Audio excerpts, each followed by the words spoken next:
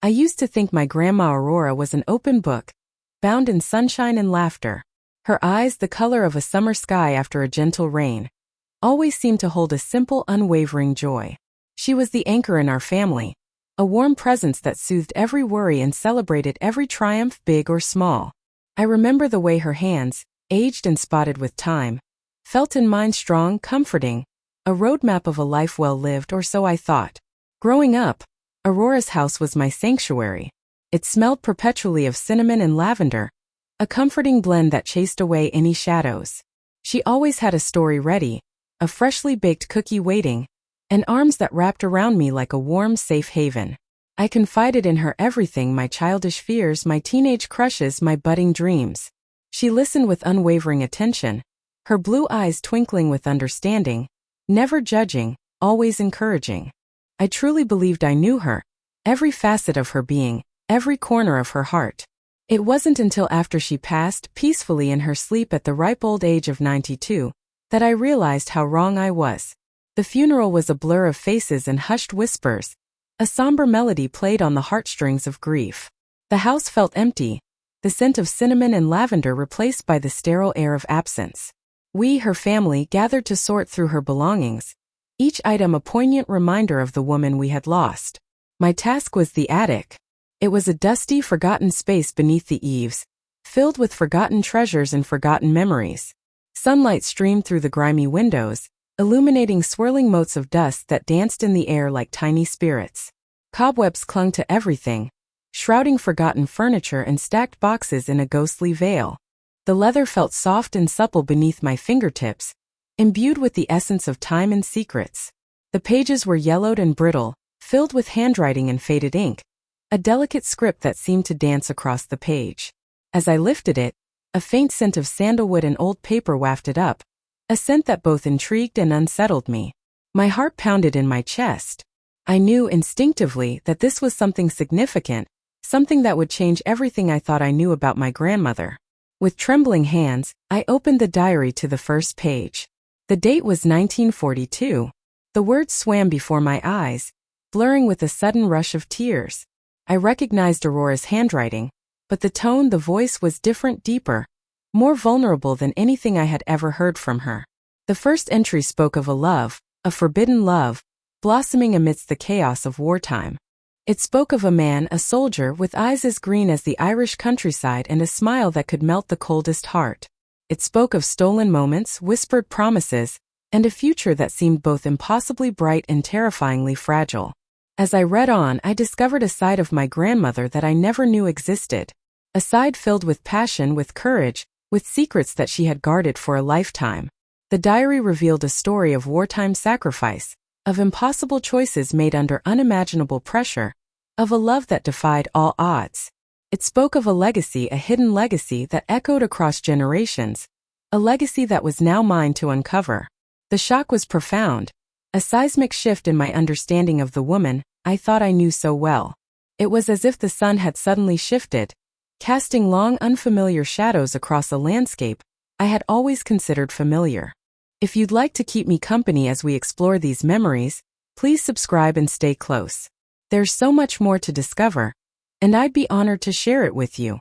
The scent of old paper and dried lavender clung to the diary pages, a ghost of the past clinging to the present. As I turned the fragile page, the spidery handwriting seemed to shimmer, resolving into a world I hadn't known existed. A world where Aurora was just a girl, not yet burdened by the secrets she carried for so long. Willow Creek. The name itself sounded like a gentle sigh, a promise of peace whispered on the wind. It was the late 1930s, and the world, though simmering with distant unrest, hadn't yet touched our little corner of Iowa. The war in Europe was a murmur on the radio, a shadow flickering on the edge of our awareness, but here in Willow Creek life was tethered to the rhythm of the seasons, the turning of the soil, the endless cycle of planting and harvest. Our farm wasn't grand, not like the Andersons spread further down the road, but it was ours. The farmhouse, painted a faded blue, stood nestled in a hollow, sheltered from the worst of the winter winds. A sprawling oak tree, ancient and wise, guarded the front porch, its branches reaching out like welcoming arms. I remember spending countless hours beneath its shade, lost in the pages of a book, the rustling leaves whispering stories of their own. My father, Samuel, was a man of the earth. His hands, calloused and strong, could coax life from the most barren ground. He was a quiet man, not given to grand pronouncements, but his love for us was etched into every furrow he plowed, every fence he mended. He taught me the names of the wildflowers that dotted the fields, the constellations that blazed across the night sky. My mother, Clara, was the heart of our home. Her laughter was like sunshine, chasing away the shadows. She could mend a broken toy, bake a perfect apple pie, and soothe a troubled spirit with equal grace. Her hands were always busy knitting, sewing, tending to the garden, but she always had time for a hug, a kind word, a listening ear. I was Aurora, the middle child, caught between the adventurous spirit of my older brother, Thomas, and the gentle soul of my younger sister, Lily. Thomas, with his head always in the clouds, dreamed of flying. He devoured books about airplanes and pilots, spending hours building model planes from scraps of wood. He'd lie on his back in the fields, watching the birds soar, his eyes filled with a longing I couldn't quite understand then, but recognize so clearly now. Lily was a dreamer, a poet at heart. She saw beauty in everything, in the dewdrop clinging to a spider's web, in the vibrant colors of the sunset, in the song of a lonely cricket. She filled notebooks with her poems, her words weaving tapestries of images and emotions. The night sky was a vast inky canvas, studded with millions of twinkling lights. Lily pointed out constellations, tracing their shapes with her finger. She knew all their names, all their stories. "Do you ever wonder what's out there, Aurora?" she asked, her voice barely a whisper. I nodded. "All the time," I said. "I wonder if there are other worlds, other people, other lives." "Maybe someday we'll find out," she said, her eyes filled with a dreamy light. I smiled. "Maybe," I said, but in my heart, I knew that someday wasn't soon enough. That night, as I lay in bed, the moonlight streaming through my window, I couldn't shake the feeling of restlessness. I knew that Willow Creek was a good place, a safe place, a place filled with love and beauty. But it wasn't enough. I needed more. I needed to explore, to discover, to experience all that the world had to offer. I didn't know then what the future held, what trials and tribulations awaited me. I didn't know that the peaceful world of my childhood would soon be shattered by war, by loss, by heartbreak. But even then, in the quiet solitude of my bedroom, I knew that my life would be anything but ordinary. The yearning within me was too strong, the pull of the unknown too irresistible. The diary page was thin, almost translucent, and I could see the faint impression of the writing on the other side. It was a snapshot of a time long gone, a glimpse into the heart of a young girl on the cusp of adulthood, filled with dreams and desires, unaware of the storms that lay ahead. And as I closed my eyes, I could almost feel the gentle breeze of Willow Creek, the warmth of the sun on my skin, the sound of my father's harmonica echoing in the distance. It was a world I had never known, but somehow it felt like coming home. A home that was about to be irrevocably changed. The seeds of unrest were there, subtle, almost imperceptible, but they were there nonetheless, waiting to sprout and blossom into a reality that would forever alter the course of Aurora's life. The shadow of the coming war, though distant, was already beginning to lengthen, casting its pall over the innocence of Willow Creek. The sweet scent of honeysuckle still clung to the air in Willow Creek, but a new sharper scent was beginning to mingle with it, the scent of change. It arrived subtly at first, like a persistent hum just beyond the range of hearing. We heard it in the crackling voices on the radio, reporting news from faraway lands with names that felt foreign and unreal. Poland, Czechoslovakia, places I couldn't even picture, suddenly dominating conversations at the general store. Pa, usually so jovial, began to furrow his brow more often, listening intently to the broadcasts while Ma wrung her hands, muttering prayers under her breath. The war, as they called it, seemed a distant storm cloud, gathering on a horizon we couldn't quite see. But the wind carried its chill. Thomas, ever the adventurer, was different. He'd sit glued to the radio, his eyes gleaming with a feverish excitement. "Imagine Aurora," he'd say, puffing out his chest, "being part of something bigger, fighting for freedom." I couldn't share his enthusiasm. The idea of fighting, of violence, made my stomach churn. Freedom, I thought, should be a thing you simply had, not something you bled for. Letters arrived, too, from cousins who had moved to the cities, speaking of rationing and factories running day and night. They wrote of a new kind of fear, a constant undercurrent of anxiety. Even the laughter seemed thinner, more brittle. Willow Creek wasn't immune, though we tried to pretend it was. The price of sugar went up. The menfolk gathered more frequently at the blacksmith's, their talk hushed and serious. Evenings on the porch where we used to sing and tell stories grew quieter. Pa would just stare out at the fields, a worried line etched between his brows. I felt it too, this shift, this unease. It wasn't just the war. It was something inside me, a stirring, a restlessness that the familiar comforts of Willow Creek couldn't soothe anymore. The dreams I used to have, filled with soft light and gentle breezes, were now tinged with shadows. I found myself drawn to the woods, seeking solace in the ancient trees, but even there, I couldn't escape the feeling that something was about to break. Then he arrived. It was a Tuesday, I remember, because Ma was baking her famous apple pies. The sweet cinnamon scent usually filled the entire house, a comforting blanket against the world. But that day I was outside sitting on the porch swing, lost in thought, when I saw him walking down the dusty road. He wasn't from Willow Creek. That much was obvious. He wore a uniform, but it wasn't the uniform of the local boys who'd gone off to training camps. This uniform was different, more tailored, the fabric a deeper shade of green. And he carried himself with a quiet confidence, a stillness that set him apart. He walked slowly, as if he had all the time in the world, but his eyes scanned the surroundings with an alertness that suggested otherwise. They were dark eyes, the color of rich soil after a rain, and they held a depth I couldn't fathom. He stopped at the gate, his gaze meeting mine. It wasn't a brazen stare, but a gentle, curious assessment. A shiver ran down my spine, not of fear, but of something akin to recognition, as if I'd known him in a dream. "Good afternoon," he said, his voice a low rumble that seemed to vibrate in the air. "I'm looking for the Miller farm." "This is it," I replied, my voice barely a whisper. I stood up, smoothing down my skirt, suddenly aware of how plain I must look. He smiled, a brief, fleeting expression that transformed his face. "I'm Elias," he said, extending his hand. His hand was warm and calloused, his grip firm. As our fingers touched, a jolt like a tiny spark passed between us. I quickly withdrew my hand, my cheeks flushed. "Aurora," I managed to say. "I'm Aurora Miller." He nodded, his eyes lingering on mine for a moment longer than necessary. "It's a pleasure to meet you, Aurora Miller." He stayed for supper that evening. Ma, always hospitable, insisted. Pa, ever cautious, observed him with a discerning eye. Thomas, full of questions, peppered him with inquiries about the war, about his training, about everything. Elias answered politely, but he revealed very little. He spoke of being stationed nearby on some unspecified assignment. He spoke of the importance of duty, of sacrifice, of protecting the innocent. But he didn't speak of his past or his family or his dreams. He was a closed book bound tightly with secrets. I watched him fascinated.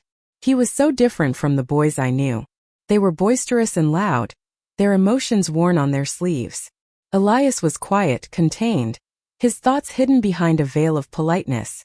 After supper, he helped Ma with the dishes, his movements surprisingly graceful for such a large man.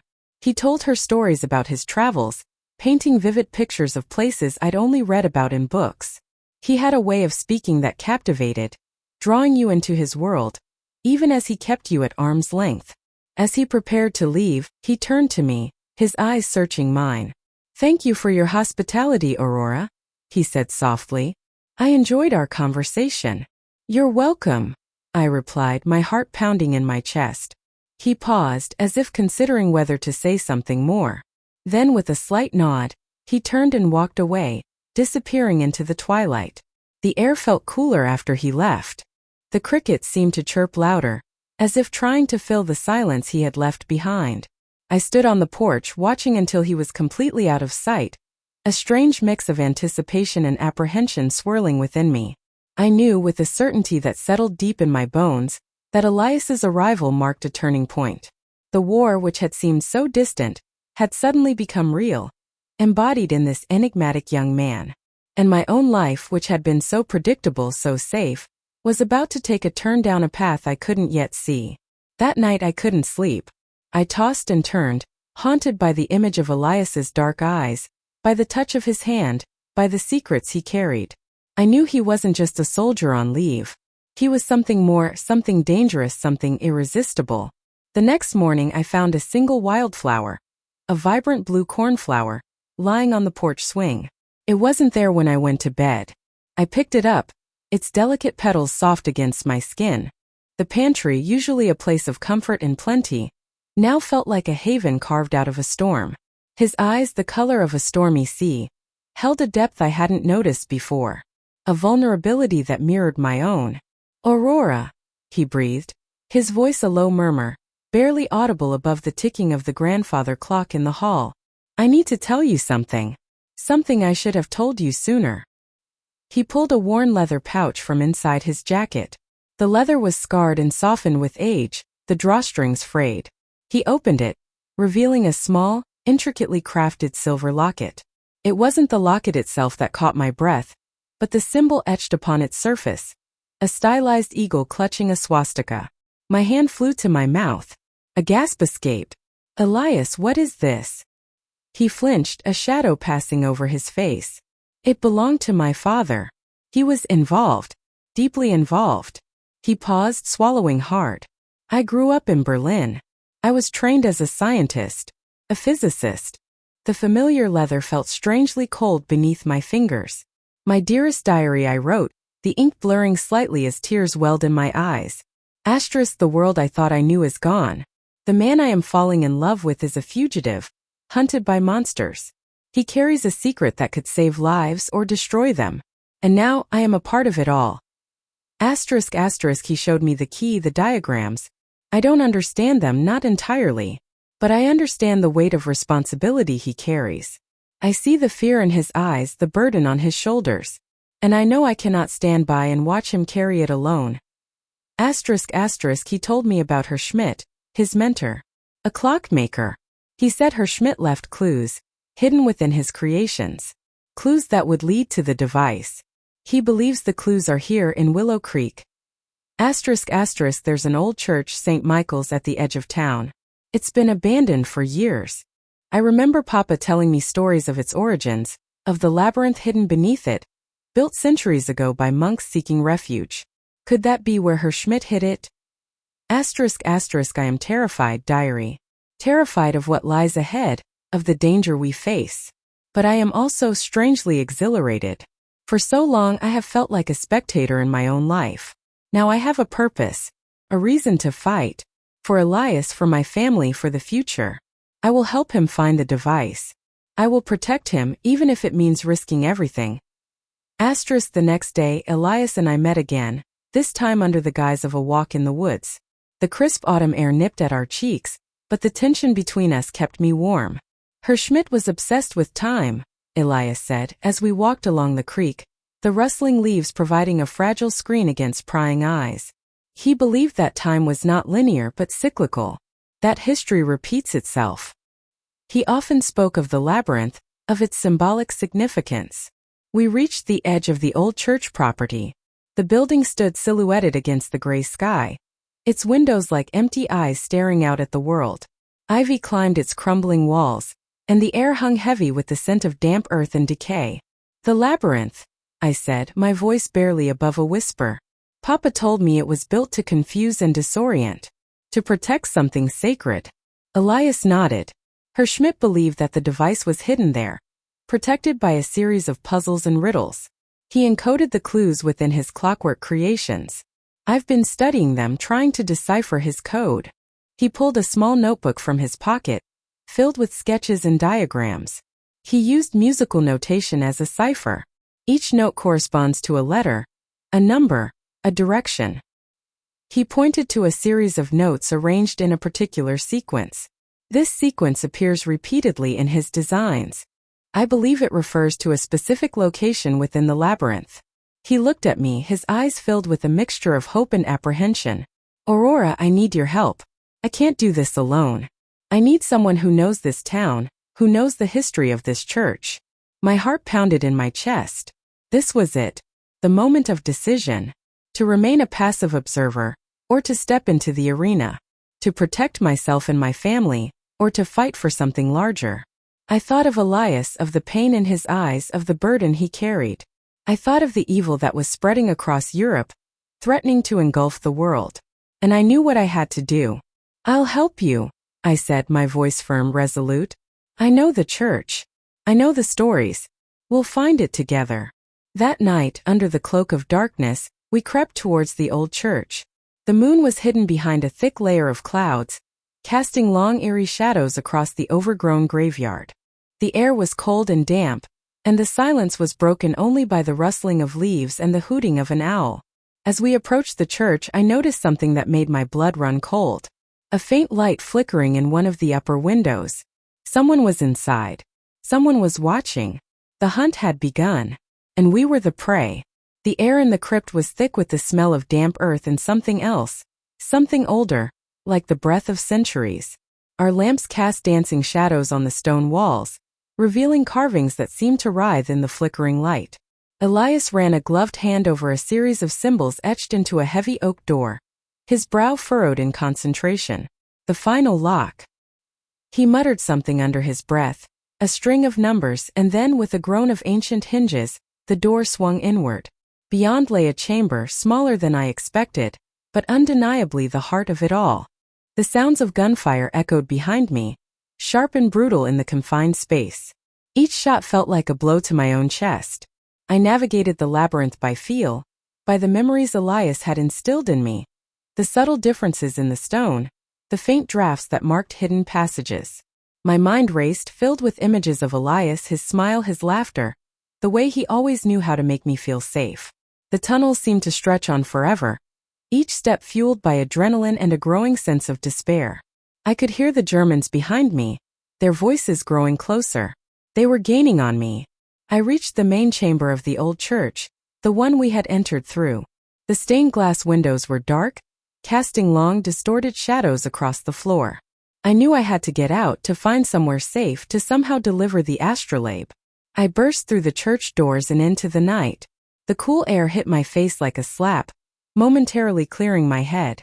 I needed to make sense of it all, to process the pain, to remember Elias. This diary became my confidant, my silent witness. I poured my heart into its pages, recording every detail of our adventure, every memory of Elias, every thought that crossed my mind. Writing became my anchor, a way to stay grounded in the face of overwhelming loss. It helped me to remember the lessons Elias had taught me, the values he had instilled in me. It reminded me of the love we had shared, a love that transcended the horrors of war. The astrolabe, I soon learned, was more than just a beautiful object. It was a key, a map, a guide. It held the secrets to disrupting the Nazi war machine, to saving countless lives. It was a weapon, but a weapon of knowledge, of strategy, of hope. And I, Aurora, the orphaned girl who had once been homeless, was now its guardian. Elias had entrusted me with this responsibility, and I would not fail him. The diary became my lifeline, a testament to the enduring power of love and sacrifice. It was a record of my journey, a journey that had begun in despair but was now fueled by purpose. It was a way to keep Elias alive, to carry his spirit with me as I faced the challenges ahead. In the pages of this diary, I found my strength. I found my voice. I found myself. And in the process, I discovered the true meaning of legacy. It wasn't about grand monuments or historical achievements. It was about the impact we had on others, the love we shared, the sacrifices we made. Elias's legacy lived on in me, in the astrolabe, and in the words I wrote each day. And I knew with unwavering certainty that I would do everything in my power to ensure that his sacrifice was not in vain. The weight of that knowledge settled deep within me, a quiet, constant reminder of the path I had chosen. A path paved with grief, but illuminated by hope. The porch light cast a yellow glow, painting the familiar swing set in a deceptive piece. I fumbled with the keys, the metallic click echoing too loudly in the still night. Inside, the air was thick with the scent of pot roast and lavender, a Sunday dinner memory clinging stubbornly to the walls. I crept in like a thief. My reflection in the hallway mirror startled me. A stranger stared back, hollow-eyed and haunted. I flinched, turning away. Mirrors were no longer safe. My room was a sanctuary of sorts, cluttered with the remnants of a life I no longer recognized. Stuffed animals perched on shelves, books overflowed from their cases, the air thick with the scent of old paper and youthful dreams. I shoved the artifact under the floorboards, beneath a loose plank near my bed, burying it deep, hoping to bury the memory with it. Sleep didn't come. I lay rigid in the darkness, the silence amplifying the phantom echoes of Elias's voice, the feel of his hand in mine as we'd navigated the treacherous paths. Every creak of the house, every rustle of leaves outside the window, was a fresh stab of pain. The morning brought a muted kind of horror. Sunlight streamed through the window, illuminating the dust motes dancing in the air, mocking the darkness that clung to me. My family moved around me like ghosts, their faces etched with concern, their voices hushed. "Aurora, honey, are you all right?" My mother's voice soft and worried. "Just tired," I mumbled, avoiding her gaze. "Long night." The official story was already in motion. Elias had died in an accident, a tragic fall during a hiking trip. A noble if mundane end. The lie tasted like ash in my mouth. The funeral was a blur of black clothes, whispered condolences and forced smiles. I stood beside my parents, a hollow shell, numb to the platitudes and empty reassurances. People spoke of Elias's kindness, his intelligence, his potential. They spoke of everything but the truth. The sacrifice, the labyrinth, the artifact. I wanted to scream, to shatter the charade, but I held my tongue. Silence was now my shield, my prison. Back in my room, I locked the door and crawled into bed, pulling the covers over my head. The diary lay on my nightstand, its worn leather a silent invitation. I reached for it, my fingers trembling. It had been weeks since I'd last written. Weeks since Elias's last entry, filled with excitement and anticipation. Weeks since I'd last felt a flicker of hope. The blank pages stared back at me, a vast and terrifying emptiness. I picked up my pen, the familiar weight grounding me, and began to write, not with eloquence or grace, but with the raw, broken fragments of my heart. Elias is gone. The labyrinth took him. It took everything. The words were clumsy, inadequate, but they were mine. I wrote of the labyrinth's darkness, of Elias's courage, of the searing pain that had become my constant companion. I wrote of the artifact, its cold weight a constant reminder of my failure. The diary became my confidant, my confessional. It was the only place where I could be truly honest, where I could scream without making a sound. I filled its pages with my grief, my rage, my fear. Days bled into weeks. I moved through the motions of life, a shadow among the living. I went to school, I ate meals with my family, I even managed to smile occasionally. But beneath the surface I was crumbling. I started noticing things. Shadows that lingered too long, whispers that seemed to carry a hidden meaning, eyes that watched me with an unsettling intensity. The world had become a stage, and I was the unwitting performer in a play I didn't understand. One afternoon, while rummaging through Elias's old room, I found a hidden compartment in his desk. Inside, nestled among old maps and handwritten notes, was a small leather-bound journal. It was similar to my own, but older, its pages filled with Elias's meticulous script. My heart pounded as I opened it. The entries were cryptic, filled with references to ancient texts, forgotten languages, and a mysterious organization known only as the Keepers. The artifact is not merely an object. It is a key to unlocking something ancient and powerful. The Keepers will stop at nothing to retrieve it. A shiver ran down my spine. Elias had known. He had known the danger he was facing, and he had faced it anyway. I devoured the journal, piecing together fragments of information, trying to understand the puzzle he had left behind. The more I read, the more I realized the magnitude of what we had stumbled upon. Elias hadn't just been researching local legends. He had been on the trail of something far bigger, something that threatened to unravel the very fabric of reality. And now that burden had fallen to me. The grief was still there, a dull ache in my chest, but something else was growing alongside it. A flicker of resolve, a spark of purpose. I wouldn't let Elias's sacrifice be in vain. I wouldn't let the Keepers get their hands on the artifact. I closed the journal, a newfound determination hardening my gaze. I had a long way to go, a lot to learn. But I wasn't alone. Elias's words, his research, his memory, they were all with me. That night I returned to the library. The familiar scent of old books and dust was strangely comforting. I found the section Elias had frequented: ancient history, mythology, obscure languages. I spent hours poring over dusty tomes, searching for clues, trying to decipher the secrets hidden within their pages. The librarian, a kind old woman with a twinkle in her eye, watched me with a knowing smile. "Lost, dear?" she asked gently. "No," I replied, my voice stronger than it had been in weeks. "I'm just getting started." The road ahead was long and treacherous, but for the first time since Elias's death, I felt a sense of direction. I was no longer adrift in a sea of grief. I had a purpose, a mission, and I would see it through, for Elias, for myself, for the world. The artifact was still hidden beneath my floorboards, a cold weight in the darkness. But now it was more than just a reminder of loss. It was a symbol of hope, a beacon in the gathering storm. I was still grieving, still broken, but I was also awake, and I was ready to fight.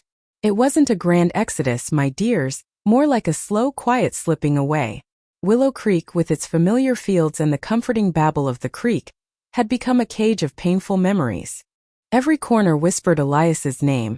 Every breeze carried the scent of his pipe tobacco.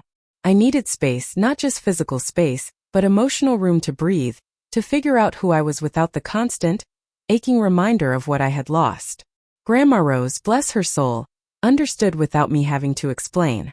She packed a small bag for me, mostly practical things: sturdy shoes, a warm shawl, some of her homemade bread that somehow always tasted of love and resilience. The money Elias had left, hidden in the lining of his old leather satchel, was enough to get me started. It felt wrong somehow using his money for my own escape.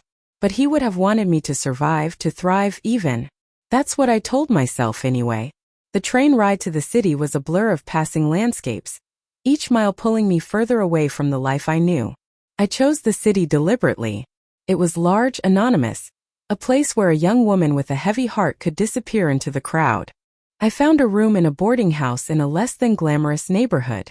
Mrs. Petrov, the landlady, was a stout, no-nonsense woman with a permanent scowl etched on her face, but she was fair and didn't ask too many questions. The room was small, sparsely furnished with a creaky bed, a worn dresser, and a single dust-streaked window that looked out onto a brick wall. It wasn't much, but it was mine. The first few weeks were a haze of loneliness and disorientation. The city was a cacophony of sounds: the screech of streetcars, the rumble of trucks, the endless chatter of voices. It felt overwhelming, alien. I missed the quiet of Willow Creek, the comforting rhythm of farm life. But I knew I couldn't go back. I had a purpose now, a responsibility. Elias's diary, that precious leather-bound book, was my compass, my guide. I spent hours poring over it, deciphering his cryptic notes, trying to understand the artifact's true potential. The local library became my sanctuary. One day, while browsing through a stall selling old newspapers, I overheard two men speaking in hushed tones, their voices laced with a distinct German accent. They were talking about a package that was expected to arrive from overseas, a package that was of utmost importance to the Reich. My heart pounded in my chest. Could this be related to the artifact? I followed them discreetly, keeping a safe distance, careful not to arouse suspicion. They led me to a seedy-looking bar in a back alley, a place where secrets were bought and sold. I couldn't go inside, not without risking exposure. But I could wait, observe. I spent the next few hours huddled in the shadows, watching the entrance, waiting for them to emerge. They finally came out late that night, their faces grim, their voices even more hushed than before. They were carrying a small unmarked package, wrapped in brown paper. They hailed a taxi and drove off into the night. I memorized the license plate number, knowing that this information could be crucial. Back in my small room, I felt a surge of adrenaline mixed with fear. I was no longer just a grieving young woman. I was a player in a dangerous game. I had stumbled upon something significant, something that could have far-reaching consequences. But I was also aware of the immense risk I was taking. The Nazis were ruthless, relentless. If they found me, they wouldn't hesitate to silence me. The loneliness was a constant companion. I missed Elias terribly, his warmth, his humor, his unwavering belief in me. I missed Grandma Rose's comforting presence, her gentle hands, her words of wisdom. But I knew I couldn't afford to dwell on the past. I had to stay focused, stay vigilant. The artifact and Elias's legacy depended on it. I started keeping a journal documenting my findings, my observations, my fears. It was a way to organize my thoughts, to make sense of the chaos swirling around me. I wrote about the artifact, its power, its potential dangers. I wrote about the Nazis, their relentless pursuit, their willingness to do anything to achieve their goals. And I wrote about Elias, his courage, his sacrifice, his unwavering commitment to freedom. One evening, while rereading Elias's diary, I noticed something I had missed before. A small, almost invisible mark on one of the pages.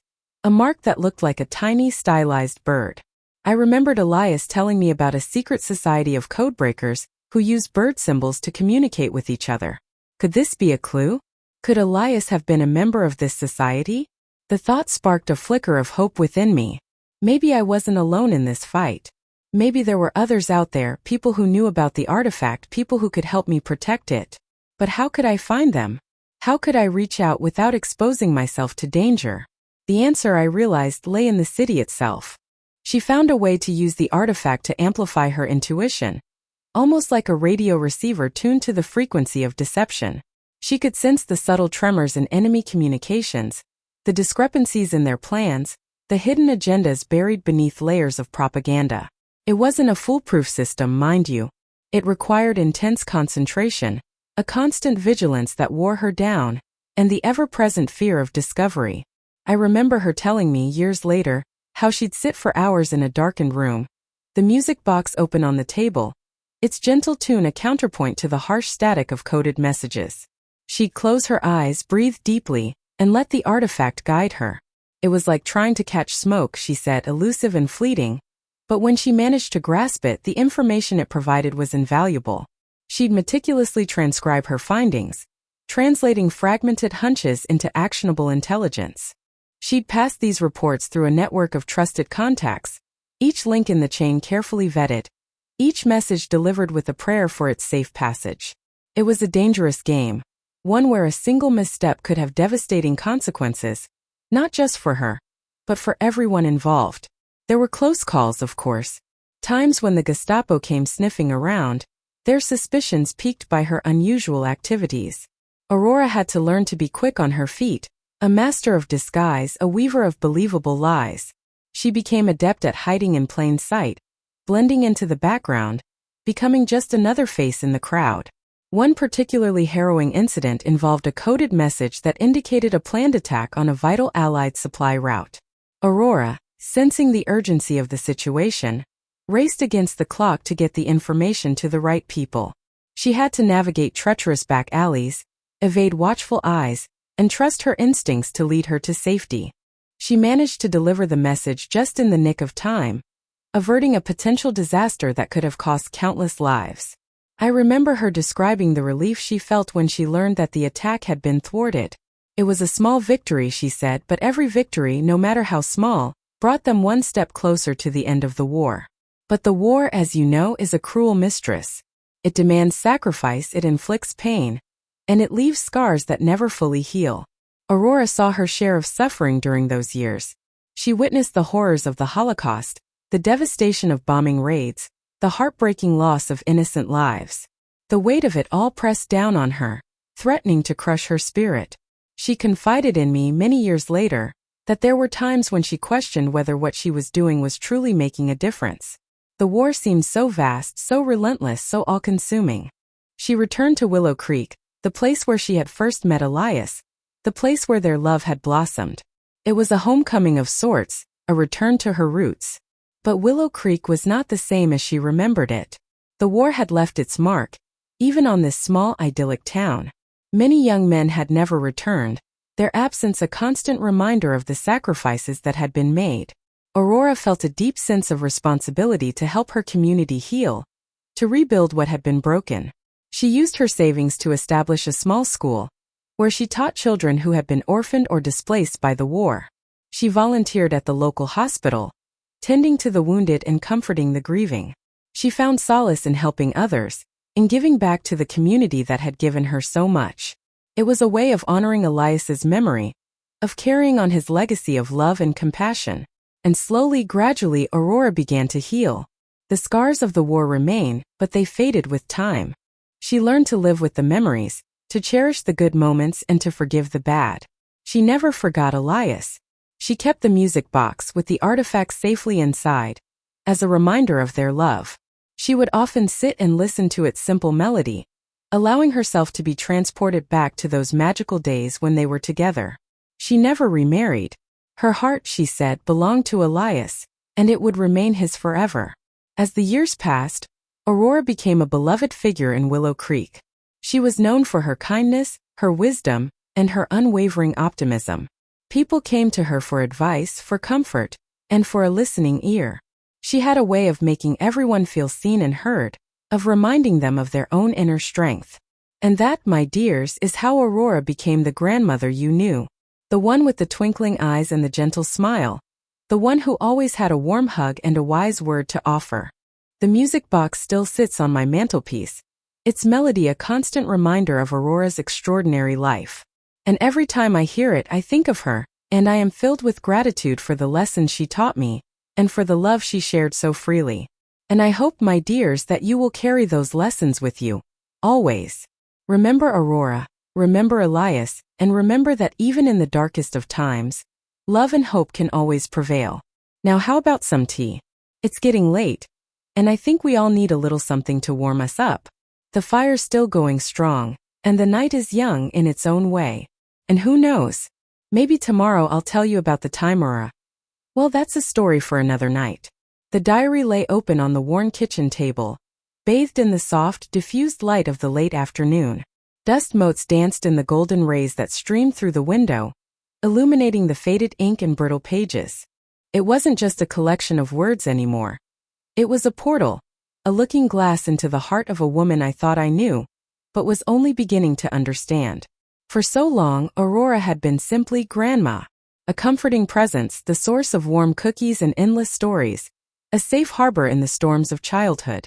I remembered her hands gnarled and strong, kneading dough with a practiced rhythm, her voice a gentle hum weaving tales of faraway lands and brave princesses. Now those stories echoed with a new resonance, their simple narratives layered with the unspoken realities of her own life. The fairy tales she told weren't just whimsy. They were coded lessons, veiled accounts of resilience. The princess locked in the tower wasn't just a figure of fantasy. She was a reflection of Aurora herself, trapped by circumstance, yet never losing her spirit. Yet, amidst the hardship, there was an unwavering thread of love, a fierce protectiveness towards her family, a determination to create a better life for those she held dear. I had been homeless, adrift, feeling utterly lost and alone. Grandma Aurora had opened her door to me, no questions asked. Now, reading her words, I understood the depth of that gesture. It wasn't just an act of kindness, it was an echo of her own past, a recognition of the desperation she herself had known. She knew what it meant to be without a place to call home, to feel the cold sting of rejection, to carry the weight of the world on your shoulders. The diary entries chronicling her early years were particularly poignant. The descriptions of her childhood home, the small farm where she grew up, evoked a sense of longing for a simpler time, a time before the world had hardened her. The diary wasn't just a record of her life. It was a map to her soul. It revealed the hidden depths of her character, the complexities of her emotions, the richness of her inner world. It was a testament to the power of the human spirit to endure, to overcome, to find beauty in the midst of pain. I realized that Aurora's true legacy wasn't the secrets she had kept, or the artifacts she had left behind. It was the quiet strength she had embodied, the wisdom she had shared through her stories, the unconditional love she had showered upon her family. It was the richness and complexity of a life lived fully, honestly, and with unwavering grace. The stories she had told me as a child, the simple tales of princesses and knights, now resonated with a deeper meaning. They were not just entertainment. They were parables, lessons disguised as fantasy. They taught me the importance of courage, the power of kindness, and the enduring strength of hope. Looking back, I understood that she had been preparing me all along, imparting her wisdom through subtle gestures and whispered words. She had known that life would be difficult, that I would face challenges and setbacks, but she had also believed in my ability to overcome them. She had instilled in me a sense of resilience, a belief in my own strength, and a deep understanding of the importance of love and compassion. The diary revealed her fears, her doubts, her moments of despair. It showed me that even the strongest of us are vulnerable, that we all struggle with our own demons, that we all need love and support. It humanized her, making her even more real, even more relatable. I thought about my own struggles, my own moments of doubt and despair. I remembered the times I had felt lost and alone, the times I had questioned my own worth. I realized that I had inherited more than just her genes. I had inherited her spirit, her strength, her unwavering belief in the power of hope. Aurora's life had been a testament to the enduring power of the human spirit. She had faced unimaginable hardships, yet she had never given up. She had emerged from the darkness stronger, wiser, and more compassionate. Her story was a reminder that even in the darkest of times, there is always hope, that even the smallest act of kindness can make a difference, and that the love of family can sustain us through anything. The diary wasn't just a collection of memories. It was a lifeline, a connection to the past, a source of strength for the future. It was a reminder that I was not alone, that I was part of a long line of strong, resilient women who had faced their own challenges and overcome them. I closed the diary, the worn leather cool beneath my fingers. A sense of peace settled over me, a feeling of closure, a profound understanding. I had found what I was looking for, not in the secrets she had kept, but in the life she had lived. Aurora's legacy lived on, not just in the pages of the diary, but in the hearts of those who had known and loved her. It lived on in the stories she had told, in the lessons she had taught, in the love she had shared. It lived on in me. I knew then that my purpose wasn't to uncover some hidden treasure, but to honor her memory, to share her story, to keep her spirit alive. I would carry her strength with me, her wisdom, her unwavering belief in the power of hope. I would strive to live a life worthy of her legacy, a life filled with love, compassion, and courage. The sun began to set, casting long shadows across the room. The air grew cooler, and the silence deepened. I sat there for a long time, lost in thought, contemplating the profound impact Aurora had had on my life. The diary was more than just a book. It was a treasure, a guide, a source of inspiration. It was a reminder that even in the face of adversity, we can find strength, we can find hope, and we can find love. I realized that everyone has a story to tell, a hidden history waiting to be uncovered. We all carry within us the echoes of the past, the struggles and triumphs of those who came before us. It is our responsibility to honor those stories, to share them with the world, to keep them alive for future generations. Aurora's diary had taught me the importance of uncovering our hidden stories, of honoring our ancestors, of sharing our experiences with others. It had shown me that even the simplest of lives can be extraordinary, that even the smallest act of kindness can make a difference, and that the love of family can sustain us through anything.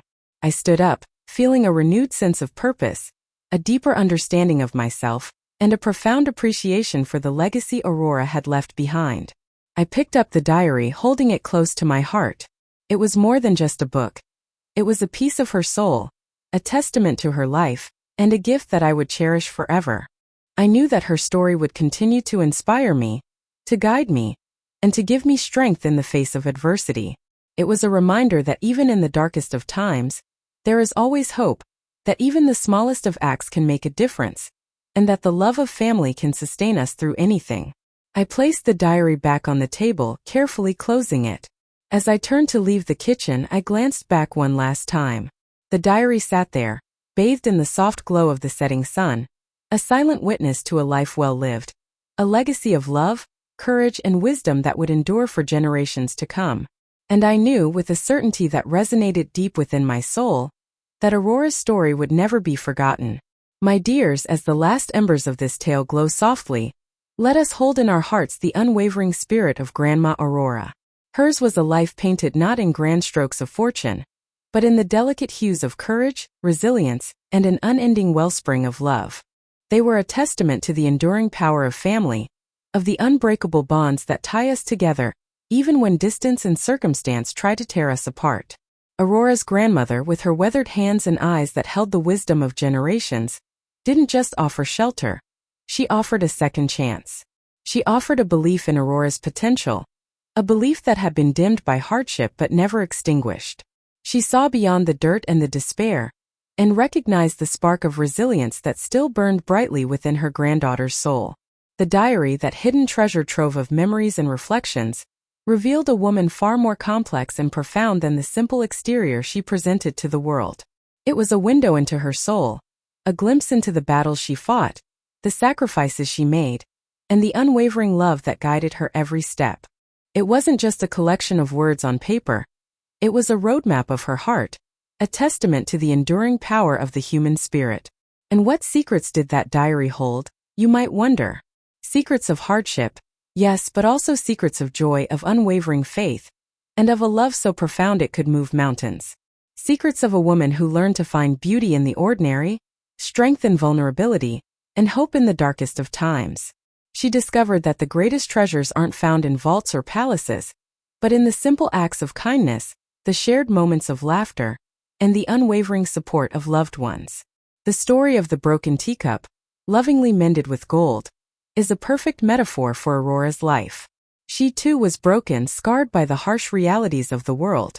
But instead of hiding her imperfections, she embraced them, allowing them to become part of her story, part of what made her unique and beautiful.